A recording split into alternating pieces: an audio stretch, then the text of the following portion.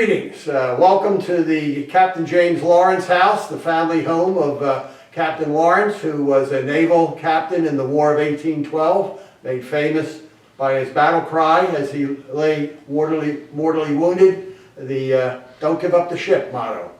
And I'm going to give you a brief tour of the Military History Museum House. My name is Roy Plummer. I'm the President Emeritus for the Armed Forces Heritage Museum. So come on in. And again, welcome. This is the room we bring people to give you a sense of the family home of the Lawrence family. That's Captain Lawrence there all over the mantelpiece. And this is where we bring people. It's not on now, but we have a short video presentation that gives you an overview of the museum here and an introduction by the mayor of the city, the Honorable Barry Conaway. And we have a few things here in this room to introduce the visitor. We have some diorama displays on the Revolutionary War that complement the exhibit we'll see in the next room, and a mannequin with a typical colonist fighter uniform, if you will, from that era. It was made by one of our volunteers who's just recently finished his doctorate in military and American history, Dr. Colin Zimmerman, and he's responsible for some of the other mannequins that you'll see in and throughout the museum experience. Also in this room, since we are paying tribute to the Lawrence family, over here in the corner is a tribute to the War of 1812, and with a slideshow presentation that gives an overview of the war effort there, and a little background on Captain James Lawrence as well. And obviously the famous motto, "Don't give up the ship." Before I provide a little background on this exhibit room we're in now, we were able to secure this museum house thanks to the generosity of the Burlington County Historical Society.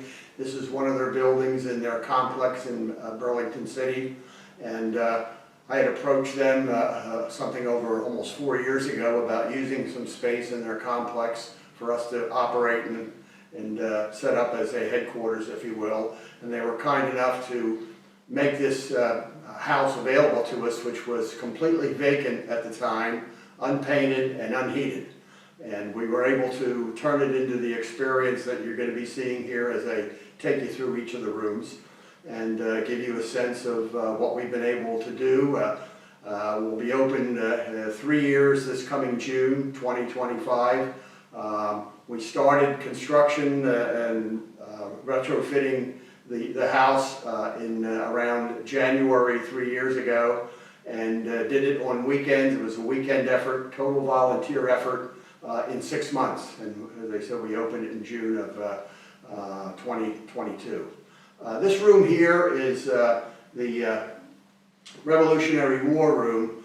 The story on it was we had developed a narrative and then added later some graphics for a smaller version of this that was going to be part of a mobile unit, traveling mobile unit that we were going to look to put into play that would travel around the state.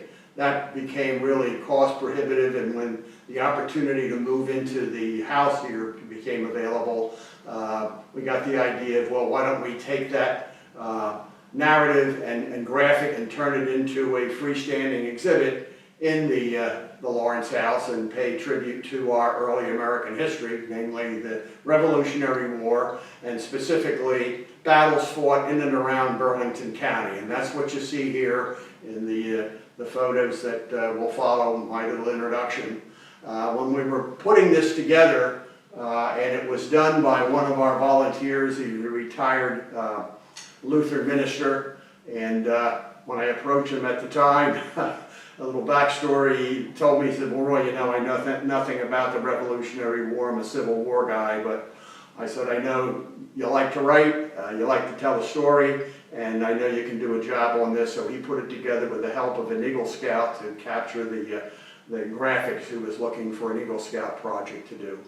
And while we were putting this together one weekend, a gentleman showed up and heard about what we were doing, and mentioned that he does dioramas.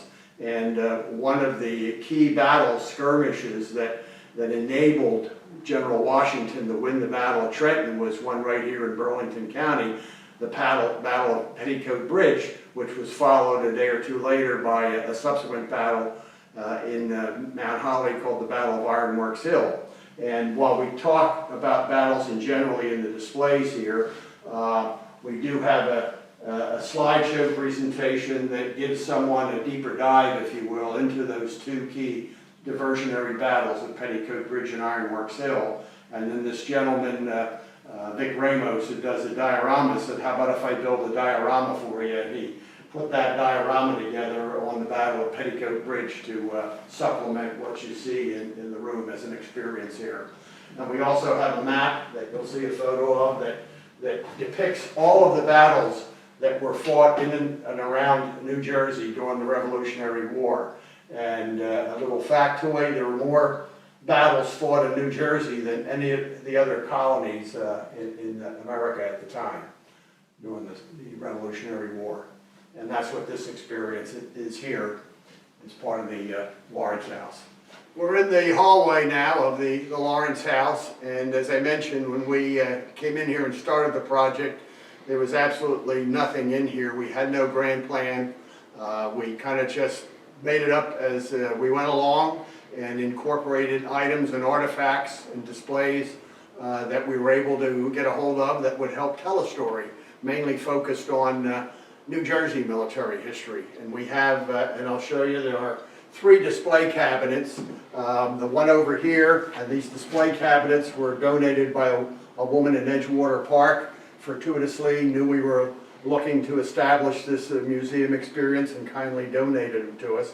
But we have a display on World War I. Mainly it depicts the building of Camp Dix as it readied troops for the war in Germany. And that's what's depicted here. And another individual, president of the Burlington County Prison Museum, had told me several years ago that she had acquired a World War I uniform that had no connection to the prison history, and if there ever came a time we could use it, we're welcome to have it, and that's what this is here, an original World War I uniform that complements the display on that war. And then similarly over here on the other side is a display on World War II. There are a number of things that are mentioned in here. Most specifically, New Jersey was the home of the first U.S. Army parachute test platoon. And it helps tell the story of that initiative from a military standpoint, along with some other displays. A future project here is, what I want to do is get some QR code based decals on the display cases that will take you to additional text that will explain what the visitor is seeing as they go through. Probably will add some additional graphics and maybe even some short video clips. We'll see how that plays out, but that's my plan for actually 3 display cases, World War I, World War II, and the other one over here is on Gold Star Mothers and Families. One of our board members is a former president of the Gold Star Mothers of America, and she wanted a tribute to Gold Star families, and we have a slideshow display of current day military servicemen and women that sadly lost their lives while on active duty in the military, and we pay tribute to them here in that display. And you might notice over here a little backstory. The museum experience is for the first floor. We have a boardroom and some ancillary rooms upstairs that are not open to the public, and we wanted something to keep people away. And one weekend we were working here late, and we heard some banging of doors upstairs, and no one was up there at the time. And subsequent to that, we had a visitor come and tell us that we had a ghost spirit in here. And that's a story for another time, but I added a little humor with saying the spirit of military history lives here too. That's what we have here. Back here in the hallway border, we have a tribute to Medal of Honor recipients. And through the course of military history and all the wars, in New Jersey alone, there are over 100 Medal of Honor recipients. And we were able to create this little tribute display and with a slideshow of a sampling of the servicemen and women that, again, were so honored from the state of New Jersey for people to appreciate and take in. Also throughout the rooms, and it's a work in progress, we had received a donation of some World War I posters from another historical society that were in really bad shape. But Vic Ramos, who did the Petticoat Bridge and some other dioramas in the house here, was able to restore and frame them, and we have them mainly, they're focused on the World War I initiative, and we have them for the visitors' enjoyment and appreciation as well.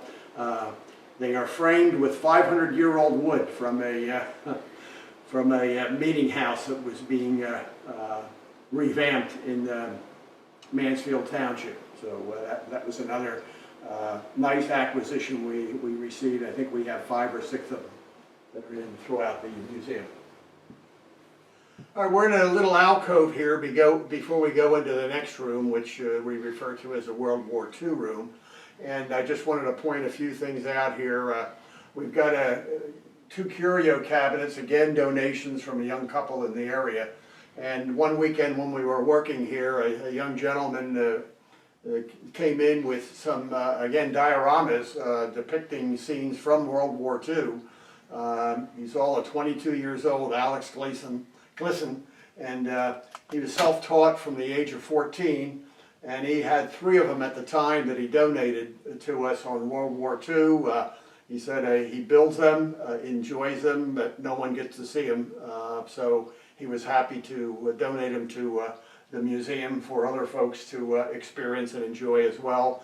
He subsequently did a 4th one for us on another battle scene, a war scene from World War II, and they're in the curio display cases here for visitors to take in and appreciate.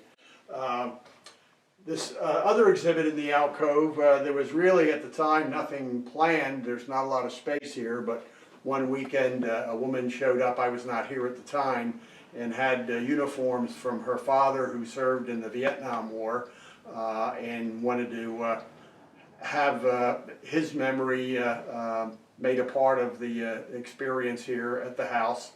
I had to give that some thought because we didn't feature anything on the Vietnam War. That was going to be a possible future exhibit because right now we focus on, as you've seen, or we'll see, displays on World War I, World War II, the Revolutionary War, a little tribute to the War of 1812, and there is a teaser exhibit in the welcome room on the Civil War because we do want to tell that story. Although there were no battles fought in New Jersey in the Civil War, there was a lot of effort, military-based initiatives in New Jersey during the Civil War, and we want to be able to tell that story probably as a down-the-road replacement for the Revolutionary War exhibit. So we'll be working on that in the future. But this was an example of her father's career in the military during the Vietnam War. He was distinguished. He retired as a major and he served on General Westmoreland's staff. That's what made his background particularly significant and worthy of some level of story. As it turns out, one of our members, Major Ron Hathaway, was here that day, and in talking to the daughter, learned that their backgrounds paralleled each other quite remarkably aligned. So that's what I chose to do, is show the Marine Corps brotherhood and how the story of these 2 Marines distinguish themselves and how their careers paralleled each other. And she left behind some artifacts and photographs, and I was able to put those into a slideshow display to finish off the exhibit and pay some tribute to the Vietnam era. There is a plan down the road. There is an adjoining house that has some additional space that we're looking at freeing that up to do an actual more full-blown set of displays and exhibits on the Vietnam War. So we're working on that now. It's in the very early stages. We're in the World War II room, and initially the thought here was to create an immersive experience in the room that would fill at least 3 of the walls with a video production on World War II as told through the eyes of the young men who either were drafted or volunteered to participate in that great war effort. While doable, we had talked to a contractor that was able to produce that for us. It was considered a little cost prohibitive at the time, so we went to a lower budget experience. We have some artifacts that were donated on the wall over here, and we had early on developed a documentary on World War II. We had gotten funding through the county and through Lockheed Martin and some couple of banks in the area to produce a documentary on World War II that featured it ended up being 5 veterans from the area who served with distinction in that war. And these were individuals that we had done one-on-one interviews with earlier and had them in our library, if you will. So we tell their stories. As I said, we got the funding, grant funding to do that, and we run that for visitors if time permits. It's an 18-minute production, and we follow it with an original patriotic song called My America, which was written by, again, one of our volunteers who happened to show up at an event we were at a few years back, liked what we did, and indicated he had been in the business a number of years of film and production and music business, and had produced this video on My America. So we finish up the World War II documentary with that. It's quite compelling and heart-wrenching and patriotic. So we also have in the room one of the gentlemen that was featured in the documentary, Ernest Kaufman. He's a Holocaust survivor, and he went on to participate in the war on behalf of the Allied forces and distinguished himself there. He wrote a book on his experiences and sadly passed away at age 100 a couple of 3 years ago. And his daughter donated his uniform to us. He retired as a major in the Intelligence Corps. Remarkable individual. He would give public presentations on his war experience and career that was very well received by the public. So we pay tribute to that as well. We wanted to create the sense of how people got their communication around the war during that period of time, and it was suggested, well, oftentimes they'd sit in the parlor or living room and they'd get the news on the radio. So a gentleman I knew restores and collects antique radios, and he donated this Westinghouse from 1942 to us that he had recently finished, and it's fully functional. And then he mentioned to me that he was a docent at another museum up in Wall Township, the InfoAge Museum. And he said, I have a virtual radio there I'd like you to see. And I had no idea what he was talking about. But a few of us went up on a tour, and one of the gentlemen there had put this together.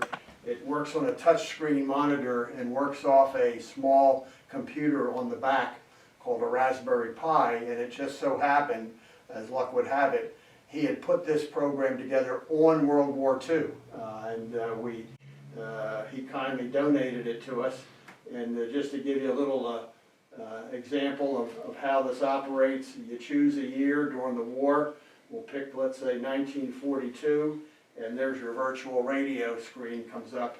And you can choose from music, news, programs, speeches. There's a specific radio station, WBPR, and like a time was, and then commercials.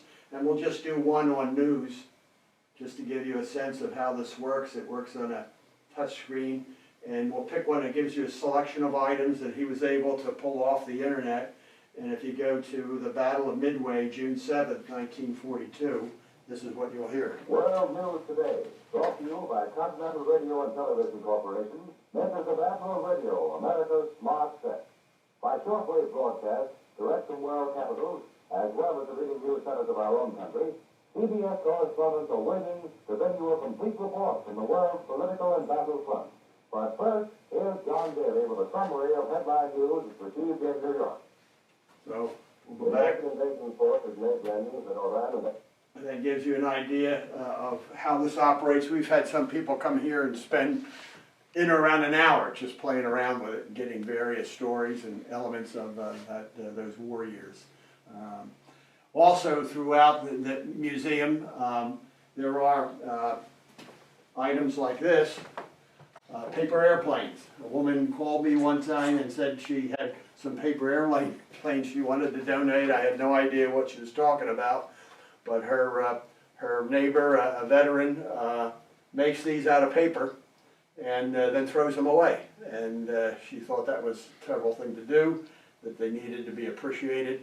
And she kindly donated over 50 of them to us, and we have them on display in and throughout the museum here. We recently also acquired from a local VFW post an original Philadelphia Inquirer newspaper announcing the end of World War II. And one of our members, again, Vic Ramos, had it framed, and we have that on display here in the World War II room. It's a total original newspaper from a day in August at the end of the war. And as mentioned, we have on this wall a collection of artifacts and items from the World War II era that were donated to us, and where we can and have them identified, we acknowledge that with the display that's here. And where we can, we'll take in items we feel are of significance. There's one over on the other wall on a captured Japanese flag and the story behind that. That we made a part of this World War II room experience.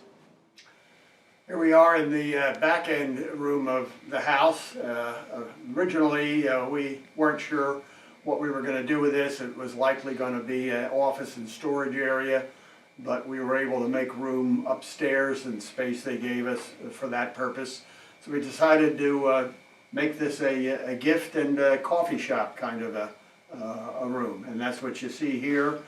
We have items that have, again, been donated that are available if someone sees something they like, books or an artifact that they'd like to have. We'll accept a donation and be happy to make that available to folks.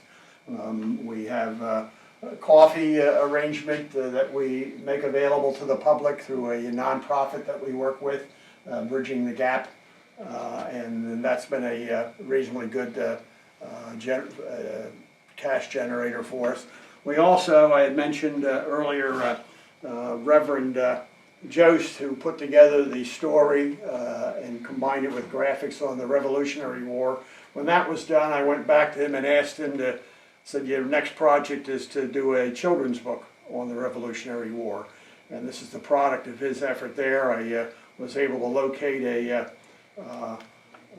illustrator that mapped the story with the graphics that you see here, and that's an item that we make available to the public for a reasonable donation to help with our organization's mission. That's pretty much it, and I appreciate you taking the time to do this virtual tour with us, and hopefully you'll come and experience it in person. Right now we're doing tours by appointment, and you can do that by contacting me at roy.plummer, Plummer, at afhmus.org, and be happy to hear from you. Thank you very much.